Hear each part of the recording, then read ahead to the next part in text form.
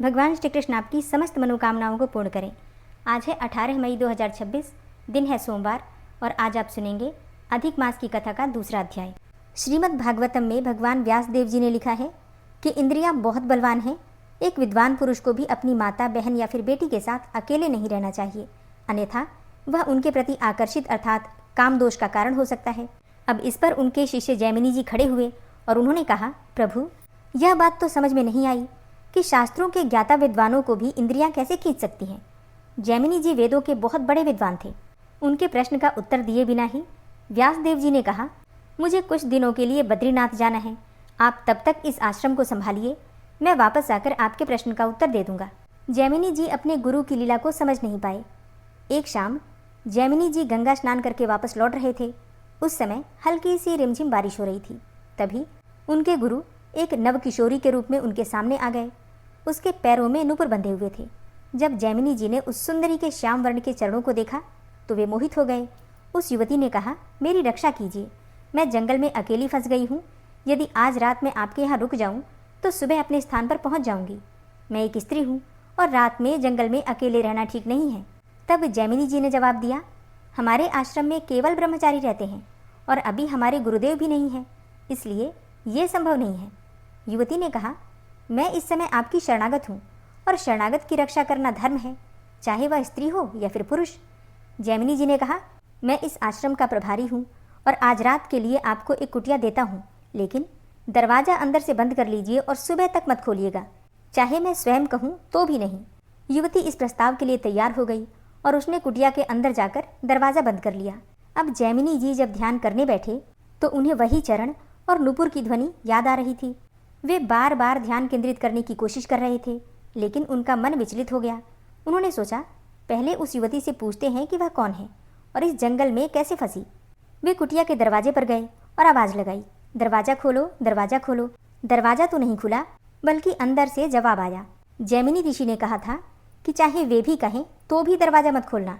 जैमिनी जी ने कहा, मैं ही जैमिनी हूँ। उसने जवाब दिया कि जैमिनी ऋषि ने कहा था कि यदि वे भी कहें तब भी दरवाज़ा नहीं खोलना। अब तो जैमिनी ऋषि परेशान और यूं ही हैरान परेशान होकर कुटिया के द्वार पर थोड़ी देर टहलते रहे। इसके बाद जैमिनी जी ने कुटिया की छत हटाई और अंदर कूद गए। जब उन्होंने उस युवती का श्याम रूप देखा तो वे पूरी तरह से आसक्त हो गए। युवती ने मधुर आवाज़ में पूछा, प्रभु, कैसे आगमन हुआ? उनकी इंद्रियां, मन और बुद्धि पूरी तरह से उस रूप पर केंद्रित हो गई। जैमिनी जी ने उससे कहा, क्या तुम मुझे अपने पति के रूप में स्वीकार करोगी? युवती ने उत्तर दिया, आप जैसे ऋषि के लिए मेरे प्राण हाजिर हैं, लेकिन एक प्रथा है जिसे आपको निभाना होगा। आपको मंदिर तक मुंह काला करके और मुझे पीठ पर बिठाकर ले जाना होगा। जैमिनी जी ने सोचा, रात्रि का समय है, कोई नहीं देखेगा। उन्होंने मुंह काला किया और युवती को पीठ पर बिठाकर मंदिर की ओर चल दिए। युवती बीच बीच में उन्हें थप्पड़ मार रही थी। उन्होंने सोचा, विवाह की बात है, सहन कर लेते हैं। जब मंदिर के पास पहुंचे तो उसने उन्हें जोर से थप्पड़ मारा। जैमिनी जी ने पीछे मुड़कर देखा तो सामने उनके गुरुदेव व्यास जी खड़े थे और व्यास देव जी ने कहा, अब समझ में आया कि इंद्रियां एक विद्वान को भी कैसे गिरा सकती हैं। जैमिनी जी ने सिर झुकाकर उत्तर दिया, हाँ गुरुदेव। श्री रामचरितमानस जी में तुलसीदास जी लिखते हैं, नारी नयन सर जाहि न लागा, घोर क्रोध तम निसि जो जागा, लोभ पाश जहि गर न बंधाया, सो नर तुम समान रघुराया, यह गुण साधन ते नहीं होई, तुम्हारी कृपा पाव कोई कोई। कौन ऐसा है जो नारी के नयनों के बाण से बच सकता है? केवल वही जो हर किसी में प्रभु को देखता है। जब देवताओं और असुरों ने समुद्र मंथन से अमृत निकाला तो वो अमृत असुर लेकर भाग गए और देवताओं ने भगवान श्री विष्णु से कहा, हे प्रभु, अब यह अमृत हमें तो नहीं मिलेगा। तब विष्णु जी ने मोहिनी रूप धारण किया और जब असुरों ने मोहिनी का रूप देखा तो वे मंत्रमुग्ध हो गए। उन्होंने अमृत का कलश मोहिनी को ही सौंप दिया। विष्णु जी ने सारा अमृत देवताओं को पिला दिया और असुरों को एक बूंद भी नहीं मिली। इसमें ध्यान रखने वाली बात यह है कि कोई भी देवता उस रूप से मोहित नहीं हुआ, क्योंकि उन्हें पता था कि वे स्वयं हरि ही हैं। जो प्रत्येक स्त्री में पवित्र और भगवत भाव करता है, उसके हृदय को किसी की भी सुंदरता और काम नहीं बेंध सकते। और इस कथा का सार ये है कि अगर हम इंद्रियों को वश में करना चाहते हैं, इंद्रियों पर काबू चाहते हैं, तो भगवान का नाम स्मरण हर वक्त चलता रहना चाहिए और प्रत्येक जीव में प्रभु का ही दर्शन हो, ऐसा भी ध्यान रखना आवश्यक है। और अब आप सुनेंगे आज का अध्याय।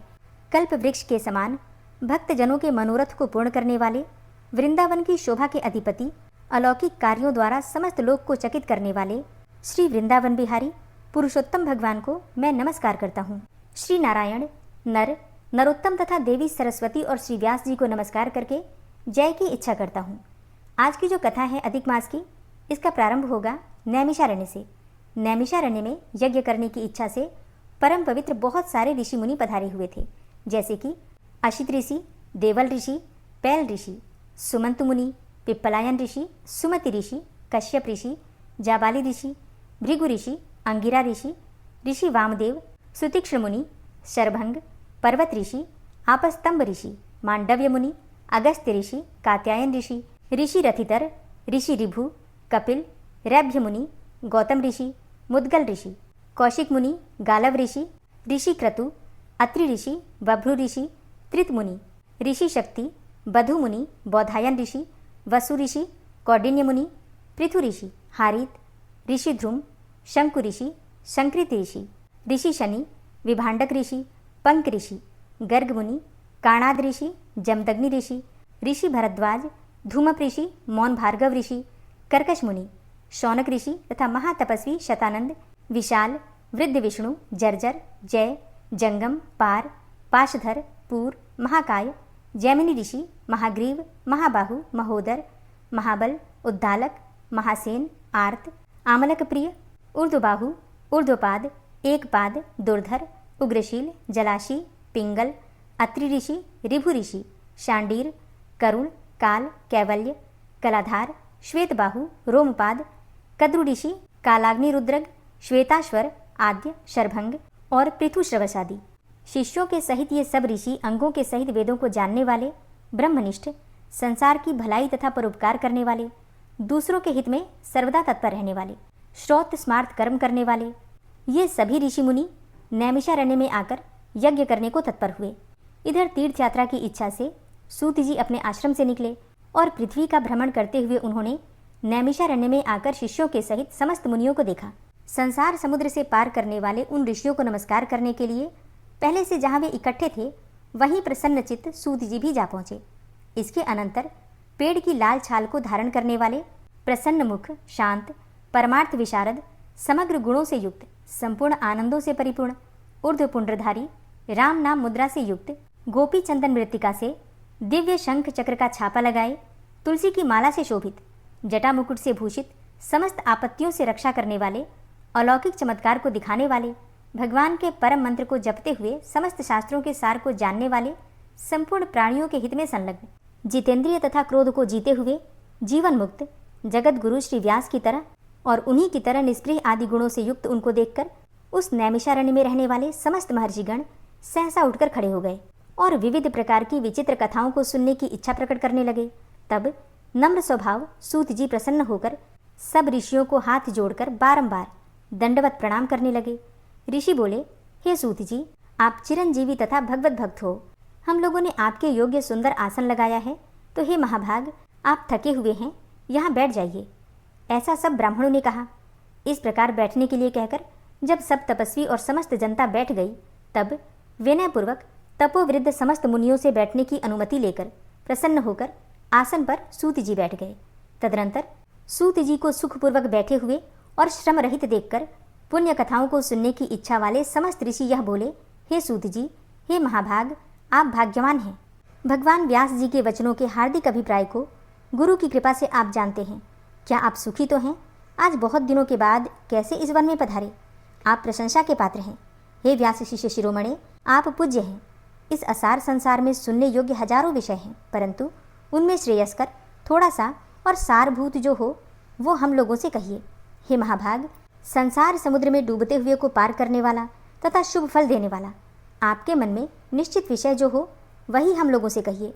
हे अज्ञान रूप अंधकार से अंधे हुओं को ज्ञान रूप चक्षु देने वाले, भगवान के लीला रूपी रस से युक्त, परमानंद का कारण, संसार रूपी रोग को दूर करने में रसायन के समान जो कथा का सार है वह शीघ्र ही कहिए। इस प्रकार शौनक आदि ऋषियों के पूछने पर हाथ जोड़कर श्री सूत जी बोले, हे समस्त मुनियों, मेरी कही हुई सुंदर कथा को आप लोग सुनिए। हे विप्रो, पहले मैं पुष्कर तीर्थ को गया, वहाँ स्नान करके पवित्र ऋषियों, देवताओं तथा पितरों को तर्पण आदि से तृप्त करके तब समस्त प्रतिबंधों को दूर करने वाली यमुना के तट पर गया। फिर क्रम से अन्य तीर्थों को जाकर गंगा तट पर गया, पुनः काशी आकर अनंतर गया तीर्थ पर गया, पितरों का श्राद्ध करके तब त्रिवेणी पर गया, तदनंतर कृष्णा के बाद गंडकी में स्नान करके पुनः ऋषि के आश्रम पर गया, धेनुमती में स्नान कर फिर सरस्वती के तीर पर गया, वहाँ हे विप्रो त्रिरात्रि उपवास कर गोदावरी गया, फिर कृतमाला, कावेरी, निर्विंध्या, ताम्रपर्णिका, तापी, वैहायशी, नंदा, नर्मदा, शर्मदा आदि नदियों पर गया, पुनः चर्मनवती में स्नान करके पीछे सेतुबंध रामेश्वर पहुंचा, तदनंतर नारायण का दर्शन करने के हेतु बद्री बन गया, तब नारायण का दर्शन कर वहाँ तपस्वियों को अभिनंदन कर पुनः नारायण को नमस्कार कर और उनकी स्तुति कर सिद्ध क्षेत्र पहुंचा। इस प्रकार बहुत से तीर्थों में घूमता हुआ कुरु देश तथा जांगल देश में घूमता घूमता फिर हस्तिनापुर में गया। हे द्विजो, वहाँ यह सुना कि राजा परीक्षित राज्य को त्याग कर बहुत सारे ऋषियों के साथ परम पुण्यपद गंगा तीर गए हैं और उस गंगा तट पर बहुत से सिद्धि है भूषण जिनका, ऐसे योगी लोग और देवर्षि वहाँ पर आए हैं। उसमें कोई निराहार, कोई वायु भक्षण कर, कोई जल पीकर, कोई पत्ते खाकर, कोई श्वास ही को आहार कर, कोई फलाहार कर और कोई तो फेन का आहार करके रहते हैं। हे द्विजो, उस समाज में कुछ पूछने की इच्छा से हम भी गए। वहाँ ब्रह्म स्वरूप भगवान महामुनि व्यास के पुत्र, बड़े तेज वाले, बड़े प्रतापी, श्री कृष्ण के चरण कमलों को मन से धारण किए हुए श्री सुखदेव जी आए। उन 16 वर्ष के योगी राज, शंख की तरह कंठ वाले, बड़े लंबे चिकने बालों से घिरे हुए मुख वाले, बड़ी पुष्ट कंधों की संधि वाले, चमकती हुई कांति वाले, अवधूत रूप वाले, ब्रह्म रूप, थूकते हुए लड़कों से घिरे हुए मक्षिकाओं से जैसे मस्त हस्ती घिरा रहता है, उसी प्रकार धूल हाथ में ली हुई स्त्रियों से घिरे हुए सर्वांग धूल रमाए महामुनि शुकदेव को देखकर सब मुनि प्रसन्नतापूर्वक हाथ जोड़कर सहसा ही उठकर खड़े हो गए। इस प्रकार महामुनियों द्वारा सत्कृत भगवान शुक को देखकर पश्चाताप करती हुई अर्थात पछताती हुई स्त्रियां और साथ के जो बालक थे जो उनको चिढ़ा रहे थे, दूर ही खड़े रह गए और भगवान शुक को प्रणाम करके अपने अपने घरों की ओर चले गए। इधर मुनि लोगों ने शुकदेव के लिए बड़ा ऊंचा और उत्तम आसन बिछाया। उस आसन पर बैठे हुए भगवान शुक को कमल की कर्णिका को जैसे कमल के पत्ते घेरे रहते हैं, उसी प्रकार मुनि लोग उनको घेर कर बैठ गए। यहाँ बैठे हुए ज्ञान रूप महासागर के चंद्रमा भगवान महामुनि व्यास जी के पुत्र शुकदेव ब्राह्मणों द्वारा की हुई पूजा को धारण कर तारा गणों से घिरे हुए चंद्रमा की तरह शोभा पा रहे थे। हरे कृष्णा। आज की कथा का यहीं पर समापन करती हूँ। इसके आगे का वृतांत आप सुनेंगे कल की कथा में। और अब आप सुनेंगे श्री पद्म पुराण का आज का अध्याय। श्री सूत जी कहते हैं, युधिष्ठिर आदि सब महात्मा पुरुषों ने नारद जी से पूछा, हे भगवान, संपूर्ण लोकों के हित के उद्देश्य से तथा हम लोगों के ज्ञान एवं पुण्य की वृद्धि के लिए आप कृपा पूर्वक नर्मदा कावेरी संगम की यथार्थ महिमा का वर्णन कीजिए। नारद जी कहते हैं, हे राजन, लोक विख्यात कावेरी नदी जहाँ नर्मदा में मिली है, उसी स्थान पर पहले कभी सत्य पराक्रमी कुबेर स्नान करके पवित्र होकर तपस्या करते थे। उन्होंने 100 दिव्य वर्षों तक भारी तपस्या की। इससे प्रसन्न होकर उन्हें महादेव जी ने उत्तम वर प्रदान किया। वे बोले, महान सत्वशाली यक्ष, तुम इच्छानुसार वर मांगो। तुम्हारे मन में जो अभिष्ट कार्य हो उसे बताओ। कुबेर ने कहा, हे देवेश्वर, यदि आप संतुष्ट हैं और मुझे वर देना चाहते हैं तो ऐसी कृपा कीजिए कि मैं सब यक्षों का स्वामी बनूं। कुबेर की बात सुनकर भगवान महेश्वर बहुत प्रसन्न हुए। वे एवमस्तु कहकर वहीं अंतर्ध्यान हो गए। वर पाकर कुबेर यक्षपुरी अर्थात अलकापुरी में गए। वहाँ श्रेष्ठ यक्षों ने उनका बड़ा सम्मान किया और उन्हें राजा के पद पर अभिषिक्त कर दिया। जहाँ कुबेर ने तपस्या की थी, वहाँ कावेरी संगम का जल सब पापों का नाश करने वाला है। जो लोग उस संगम की महिमा को नहीं जानते, वे बड़े भारी लाभ से वंचित रह जाते हैं। अतः मनुष्य को सर्वथा प्रयत्न करके वहाँ स्नान करना चाहिए। कावेरी और महानदी नर्मदा दोनों ही परम पुण्यदायिनी हैं। हे महाराज, वहाँ स्नान करके वृषभ ध्वज भगवान शंकर का पूजन करना चाहिए। ऐसा करने वाला पुरुष अश्वमेध यज्ञ का फल प्राप्त करके रुद्रलोक में पूजित होता है। गंगा और यमुना के संगम में स्नान करके मनुष्य जिस फल को प्राप्त करता है, वही फल उसे कावेरी नर्मदा संगम में स्नान करने से भी मिलता है। हे राजेंद्र, इस प्रकार नर्मदा कावेरी संगम की बड़ी महिमा है। वहाँ सब पापों का नाश करने वाला महान पुण्यफल प्राप्त होता है। नारद जी कहते हैं, हे युधिष्ठिर, नर्मदा के उत्तर तट पर पत्रेश्वर नाम से विख्यात एक तीर्थ है, जिसका विस्तार 4 कोस का है। वह सब पापों का नाश करने वाला उत्तम तीर्थ है। हे राजन, वहाँ स्नान करके मनुष्य देवताओं के साथ आनंद का अनुभव करता है। वहाँ से गर्जन नामक तीर्थ में जाना चाहिए, जहाँ रावण का पुत्र मेघनाद गया था। उसी तीर्थ के प्रभाव से उसको इंद्रजित नाम प्राप्त हुआ था। वहाँ से मेघराव तीर्थ की यात्रा करनी चाहिए, जहाँ मेघनाद ने मेघ के समान गर्जना की थी तथा अपने परिकरों सहित उसने अभीष्ट वर प्राप्त किए थे। हे राजा युधिष्ठिर, उस स्थान से ब्रह्मावर्त नामक तीर्थ को जाना चाहिए जहाँ ब्रह्मा जी सदा निवास करते हैं। वहाँ स्नान करने से मनुष्य ब्रह्मलोक में प्रतिष्ठित होता है। तदनंतर अंगारेश्वर तीर्थ में जाकर नियमित आहार ग्रहण करते हुए नियम पूर्वक रहे। ऐसा करने वाला मनुष्य सब पापों से मुक्त होकर रुद्रलोक में जाता है। वहाँ से परम उत्तम कपिला तीर्थ की यात्रा करें। वहाँ स्नान करने से मनुष्य को गोदान का फल प्राप्त होता है। तत्पश्चात कुंडलेश्वर नामक उत्तम तीर्थ में जाएं, जहाँ भगवान शंकर पार्वती जी के साथ निवास करते हैं। हे राजेंद्र, वहाँ स्नान करने से मनुष्य देवताओं के लिए भी अवध्य हो जाता है। वहाँ से पिपलेश्वर तीर्थ की यात्रा करें। वह सब पापों का नाश करने वाला तीर्थ है। वहाँ जाने से रुद्रलोक में सम्मान पूर्वक निवास प्राप्त होता है। इसके बाद विमलेश्वर तीर्थ में जाएं। वह बड़ा निर्मल तीर्थ है। उस तीर्थ में मृत्यु होने पर रुद्रलोक की प्राप्ति होती है। तदनंतर पुष्करिणी में जाकर स्नान करना चाहिए। वहाँ स्नान करने मात्र से मनुष्य इंद्र के आधे सिंहासन का अधिकारी हो जाता है। नर्मदा समस्त सरिताओं में श्रेष्ठ है। वह स्थावर जंगम समस्त प्राणियों का उद्धार कर देती है। मुनि भी इस श्रेष्ठ नदी नर्मदा का स्तवन करते हैं। यह समस्त लोगों का हित करने की इच्छा से भगवान रुद्र के शरीर से निकली है। यह सदा सब पापों का अपहरण करने वाली और सब लोगों के द्वारा अभिवंदित हैं। देवता, गंधर्व और अप्सरा सभी इसकी स्तुति करते हैं। हे पुण्य सलीला नर्मदा, तुम सब नदियों में प्रधान हो, तुम्हें नमस्कार है। हे सागर गामिनी, तुमको प्रणाम है। ऋषि गणों से पूजित तथा भगवान शंकर के श्री विग्रह से प्रकट हुई हे नर्मदे, तुम्हें बारंबार नमस्कार है। हे सुमुखी, तुम धर्म को धारण करने वाली हो, तुम्हें प्रणाम है। देवताओं का समुदाय तुम्हारे चरणों में मस्तक झुकाता है, तुम्हें नमस्कार है। हे देवी, तुम समस्त पवित्र वस्तुओं को भी परम पावन बनाने वाली हो। संपूर्ण संसार तुम्हारी पूजा करता है, तुम्हें बारंबार नमस्कार है। जो मनुष्य प्रतिदिन शुद्ध भाव से इस स्तोत्र का पाठ करता है, वह ब्राह्मण हो तो वेद का विद्वान होता है, क्षत्रिय हो तो युद्ध में विजय प्राप्त करता है, वैश्य हो तो व्यापार में लाभ उठाता है और शूद्र हो तो उत्तम गति को प्राप्त होता है। साक्षात भगवान शंकर भी नर्मदा नदी का नित्य सेवन करते हैं। अतः इस नदी को परम पावन समझना चाहिए। यह ब्रह्म हत्या को भी दूर करने वाली है। शूलभद्र नाम से विख्यात एक परम पवित्र तीर्थ है। वहाँ स्नान करके भगवान शिव का पूजन करना चाहिए। इससे 1000 गौदान का फल मिलता है। हे राजन, जो उस तीर्थ में महादेव जी की पूजा करते हुए 3 रात तक निवास करता है, उसका इस संसार में फिर जन्म नहीं होता। तदनंतर क्रमशः भीमेश्वर, परम उत्तम नर्मदेश्वर तथा महापुण्यमय आदित्येश्वर की यात्रा करनी चाहिए। आदित्येश्वर तीर्थ में स्नान के पश्चात घी और मधु से शिवजी का पूजन करना उचित है। मल्लिकेश्वर तीर्थ में जाकर उसकी परिक्रमा करने से जन्म का पूर्ण फल प्राप्त हो जाता है। वहाँ से वरुणेश्वर में तथा वरुणेश्वर से परम उत्तम निराजेश्वर तीर्थ में जाना चाहिए। निराजेश्वर के पंचायतन पंचदेव मंदिर का दर्शन करने से सब तीर्थों का फल प्राप्त हो जाता है। हे राजेंद्र, वहाँ से कोटि तीर्थ की यात्रा करनी चाहिए। वह तीर्थ सर्वत्र प्रसिद्ध है। वहाँ भगवान शिव ने करोड़ों दानवों का वध किया था, इसीलिए उन्हें कोटीश्वर कहा गया है। उस तीर्थ का दर्शन करने से मनुष्य सशरीर स्वर्ग को चला जाता है। वहाँ त्रयोदशी को महादेव जी की उपासना करके स्नान करने मात्र से मनुष्य को संपूर्ण यज्ञों का फल प्राप्त हो जाता है। तत्पश्चात परम शोभायमान और उत्तम तीर्थ अगस्तेश्वर की यात्रा करें। वह पापों का नाश करने वाला है। वहाँ स्नान करके मनुष्य को ब्रह्म हत्या से छुटकारा मिल जाता है। जो कार्तिक मास के कृष्ण पक्ष की चतुर्दशी तिथि को उस तीर्थ में इंद्रिय संयम पूर्वक एकाग्र चित्त होकर घृत से भगवान शिव को स्नान कराता है, वह 21 पीढ़ियों तक शिवधाम की प्राप्ति से वंचित नहीं होता।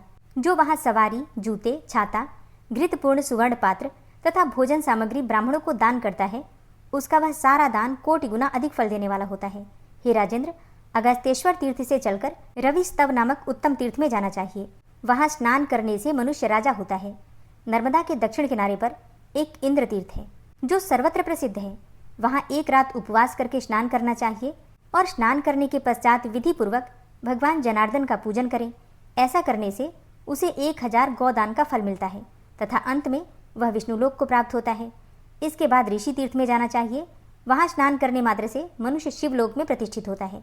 वहीं परम कल्याण में नारद तीर्थ भी है। वहाँ नहाने मात्र से 1000 गोदान का फल मिल जाता है। तदनंतर देव तीर्थ की यात्रा करें, जिसे पूर्व काल में साक्षात ब्रह्मा जी ने उत्पन्न किया था। वहाँ स्नान करने से मनुष्य ब्रह्मलोक में सम्मानित होता है। हे महाराज, इसके बाद परम उत्तम वामनेश्वर तीर्थ में जाना चाहिए। वहाँ के मंदिर का दर्शन करने से ब्रह्म हत्या का पाप छूट जाता है। वहाँ से मनुष्य को निश्चय ही ईशानेश्वर की यात्रा करनी चाहिए। तत्पश्चात वटेश्वर में जाकर भगवान शिव का दर्शन करने से जन्म लेने का सारा फल मिल जाता है। वहाँ से भीमेश्वर तीर्थ में जाना चाहिए। वह सब प्रकार की व्याधियों का नाश करने वाला है।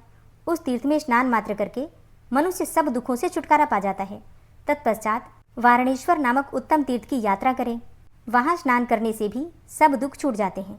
उसके बाद सोम तीर्थ में जाकर चंद्रमा का दर्शन करना चाहिए। वहाँ परम भक्तिपूर्वक स्नान करने से मनुष्य तत्काल दिव्य देह धारण करके शिवलोक को चला जाता है और वहाँ भगवान शिव की ही भांति चिरकाल तक आनंद का अनुभव करता है। शिवलोक में वह 60,000 वर्षों तक सम्मान पूर्वक निवास करता है। वहाँ से परम उत्तम पिंगलेश्वर तीर्थ को जाएं। वहाँ एक दिन रात के उपवास से त्रिरात्र व्रत का फल मिलता है। हे राजन, जो उस तीर्थ में कपिला गौ का दान करता है वह उस गौ के तथा उससे होने वाले गोवंश के शरीर में जितने भी रोए होते हैं उतने 1000 वर्षों तक रुद्रलोक में सम्मान पूर्वक रहता है। तदनंतर नंदी तीर्थ में जाकर वहाँ स्नान करें। इससे उस पर नंदीश्वर प्रसन्न होते हैं और वह सोमलोक में सम्मान पूर्वक निवास करता है। इसके बाद व्यास तीर्थ की यात्रा करें। व्यास तीर्थ एक तपोवन के रूप में है। पूर्व काल में वहाँ महानदी नर्मदा को व्यास जी के भय से लौटना पड़ा था। व्यास जी ने हुंकार किया जिससे नर्मदा उनके स्थान से दक्षिण दिशा की ओर बहने लगी। हे राजन, उस तीर्थ की परिक्रमा जो मनुष्य करता है उस पर व्यास जी संतुष्ट होते हैं और उसे मनोवांछित फल प्रदान करते हैं। जो मनुष्य परम तेजस्वी भगवान व्यास की प्रतिमा को वेदी सहित सूत्र से आवेष्टित करता है वह शंकर जी की भांति अनंत काल तक शिवलोक में विहार करता है। इसके बाद एरंडी तीर्थ की यात्रा करनी चाहिए। वह एक उत्तम तीर्थ है। वहाँ नर्मदा एरंडी संगम के जल में स्नान करने से मनुष्य सब पातकों से मुक्त हो जाता है। एरंडी नदी तीनों लोकों में विख्यात और सब पापों का नाश करने वाली है। आश्विन मास में शुक्ल पक्ष की अष्टमी तिथि को वहाँ पवित्र भाव से स्नान करके उपवास करने वाला मनुष्य यदि एक ब्राह्मण को भी भोजन करा दे तो उसे 1 करोड़ ब्राह्मणों को भोजन कराने का फल प्राप्त होता है। जो मनुष्य भक्ति भाव से युक्त होकर नर्मदा एरंडी संगम में स्नान करता है अथवा मस्तक पर नर्मदेश्वर की मूर्ति रखकर नर्मदा के जल से मिले हुए एरंडी के जल में गोता लगाता है वह सब पापों से मुक्त हो जाता है। हे राजन, जो मनुष्य उस तीर्थ की परिक्रमा करता है उसके द्वारा 7 द्वीपों से युक्त समूची पृथ्वी की परिक्रमा हो जाती है। तदनंतर सुवर्ण तिलक नामक तीर्थ में स्नान करके स्वर्ण दान करें। ऐसा करने वाला मनुष्य सोने के विमान पर बैठकर रुद्रलोक में जाता है और सम्मान पूर्वक वहाँ निवास करता है। उसके बाद नर्मदा और इच्छू नदी के संगम में जाना चाहिए। वहाँ स्नान करने से मनुष्य गणपति पद को प्राप्त होता है। तत्पश्चात स्कंद तीर्थ की यात्रा करें। वह सब पापों का नाश करने वाला है। वहाँ स्नान करने मात्र से जन्म भर का किया हुआ पाप नष्ट हो जाता है। पुनः वहाँ के आंगिरस तीर्थ में जाकर स्नान करें। इससे 1000 गोदान का फल मिलता है तथा रुद्रलोक में सम्मान प्राप्त होता है। आंगिरस तीर्थ से लांगल तीर्थ में जाना चाहिए। वह भी सब पापों का नाश करने वाला है। हे महाराज, वहाँ जाकर यदि मनुष्य स्नान करे तो 7 जन्म के किए हुए पापों से छुटकारा पा जाता है। इसमें तनिक भी संदेह नहीं है। वहाँ से वटेश्वर तीर्थ और सर्वतीर्थ की यात्रा करें। सर्वतीर्थ अत्युत्तम तीर्थ है। वहाँ स्नान करने से सहस्त्र गोदान का फल मिलता है। इसके बाद संगमेश्वर तीर्थ में जाना चाहिए। वह सब पापों का अपहरण करने वाला उत्तम तीर्थ है। वहाँ से भद्र तीर्थ में जाकर जो मनुष्य दान करता है उसका वह सारा दान कोटि गुना अधिक हो जाता है। तत्पश्चात अंगारेश्वर तीर्थ में जाकर स्नान करें। वहाँ स्नान करने मात्र से मनुष्य रुद्रलोक में प्रतिष्ठित होता है। जो अंगारक चतुर्थी को वहाँ स्नान करता है वह भगवान विष्णु के शासन में रहकर अनंत काल तक आनंद का अनुभव करता है। अयोनि संगम तीर्थ में स्नान करने से मनुष्य गर्भ में नहीं आता। जो पांडवेश्वर तीर्थ में जाकर वहाँ स्नान करता है वह अनंत काल तक सुखी तथा देवताओं और असुरों के लिए अवध्य होता है। उत्तरायण आने पर कंबोजकेश्वर तीर्थ में जाकर स्नान करें। ऐसा करने से मनुष्य जिस वस्तु की इच्छा करता है वही उसे प्राप्त हो जाती है। तदनंतर चंद्रभागा में जाकर स्नान करें। वहाँ नहाने मात्र से मनुष्य सोमलोक में प्रतिष्ठित होता है। इसके बाद शक्र तीर्थ की यात्रा करें। वह सर्वत्र विख्यात देवराज इंद्र द्वारा सम्मानित तथा संपूर्ण देवताओं से भी अभिवंदित है। जो मनुष्य वहाँ स्नान करके सुवर्ण दान करता है अथवा नीले रंग का सांड छोड़ता है वह उस सांड के तथा उससे उत्पन्न होने वाले गोवंश के शरीर में जितने भी रोए होते हैं उतने हजारों वर्षों तक भगवान शिव के धाम में निवास करता है। हे राजेंद्र, शक्र तीर्थ से कपिला तीर्थ की यात्रा करनी चाहिए। वह बड़ा ही उत्तम तीर्थ है।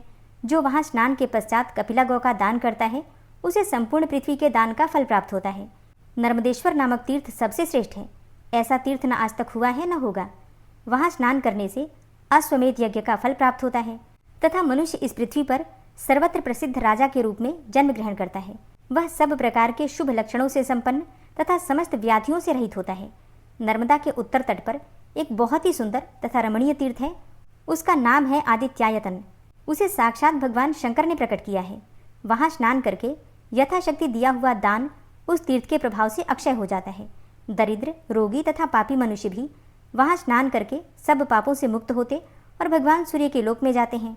वहाँ से मासेश्वर तीर्थ में जाकर स्नान करना चाहिए। वहाँ के जल में डुबकी लगाने मात्र से स्वर्ग लोक की प्राप्ति होती है तथा जब तक 14 इंद्रों की आयु व्यतीत नहीं होती तब तक मनुष्य स्वर्ग लोक में निवास करता है। तदनंतर मासेश्वर तीर्थ के पास ही जो नागेश्वर नाम का तपोवन है उसमें निवास करें और वहाँ एकाग्र चित्त होकर स्नान करके पवित्र हो जाए। जो ऐसा करता है वह अनंत काल तक नाग कन्याओं के साथ विहार करता है। तत्पश्चात कुबेर भवन नामक तीर्थ की यात्रा करें। वहाँ से कालेश्वर नामक उत्तम तीर्थ में जाएं, जहाँ महादेव जी ने कुबेर को वर देकर संतुष्ट किया था। हे महाराज, वहाँ स्नान करने से सब प्रकार की संपत्ति प्राप्त हो जाती है। इसके बाद पश्चिम दिशा की ओर मारुतालय नामक उत्तम तीर्थ की यात्रा करें और वहाँ स्नान करके पवित्र एवं एकाग्रचित्त होकर बुद्धिमान पुरुष यथाशक्ति सुवर्ण और अन्न का दान करें।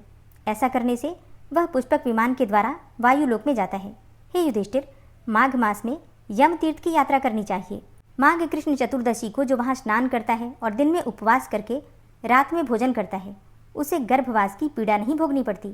तदनंतर सोम तीर्थ में जाकर स्नान करें। वहाँ गोता लगाने मात्र से मनुष्य सब पापों से छुटकारा पा जाता है। हे महाराज, जो उस तीर्थ में चंद्रायण व्रत करता है वह सब पापों से शुद्ध होकर सोमलोक में जाता है। सोम तीर्थ से स्तंभ तीर्थ में जाकर स्नान करें। ऐसा करने से मनुष्य सोमलोक में प्रतिष्ठित होता है। इसके बाद विष्णु तीर्थ की यात्रा करें। वह बहुत ही उत्तम तीर्थ है और योधनीपुर के नाम से विख्यात है। वहाँ भगवान वासुदेव ने करोड़ों असुरों के साथ युद्ध किया था। युद्ध भूमि में उस तीर्थ की उत्पत्ति हुई है। वहाँ स्नान करने से भगवान विष्णु प्रसन्न होते हैं और जो वहाँ एक दिन रात उपवास करता है उसका ब्रह्म हत्या जैसा महापाप भी दूर हो जाता है। तत्पश्चात तापसेश्वर नामक उत्तम तीर्थ में जाना चाहिए। वह अमोहक तीर्थ के नाम से विख्यात है। वहाँ पितरों का तर्पण तथा पूर्णिमा और अमावस्या को विधिपूर्वक श्राद्ध करना चाहिए। वहाँ स्नान के पश्चात पितरों का पिंड दान करना आवश्यक है। उस तीर्थ में जल के भीतर हाथी के समान आकार वाली बड़ी बड़ी चट्टानें हैं। उनके ऊपर विशेषतः वैशाख मास में पिंड दान करना चाहिए। ऐसा करने से जब तक यह पृथ्वी कायम रहती है तब तक पितरों को पूर्ण तृप्ति बनी रहती है। हे महाराज, वहाँ से सिद्धेश्वर नामक उत्तम तीर्थ की यात्रा करें। वहाँ स्नान करने से मनुष्य गणेश जी के निकट जाता है। उस तीर्थ में जहाँ जनार्दन नाम से प्रसिद्ध लिंग है वहाँ स्नान करने से विष्णु लोक में प्रतिष्ठा होती है। सिद्धेश्वर में अंधोन तीर्थ के समीप स्नान, दान, ब्राह्मण भोजन तथा पिंड दान करना उचित है। उसके आधे योजन के भीतर जिसकी मृत्यु होती है उसे मुक्ति प्राप्त होती है। अंधोन में विधि पूर्वक पिंड दान करने से पितरों को तब तक तृप्ति बनी रहती है जब तक चंद्रमा और सूर्य की सत्ता है। उत्तरायण प्राप्त होने पर जो स्त्री या पुरुष वहाँ स्नान करते और पवित्र भाव से भगवान सिद्धेश्वर के मंदिर में रहकर प्रातःकाल उनकी पूजा करते हैं उन्हें सत्पुरुषों की गति प्राप्त होती है। वैसी गति संपूर्ण महायज्ञों के अनुष्ठान से भी दुर्लभ है। हरे कृष्णा।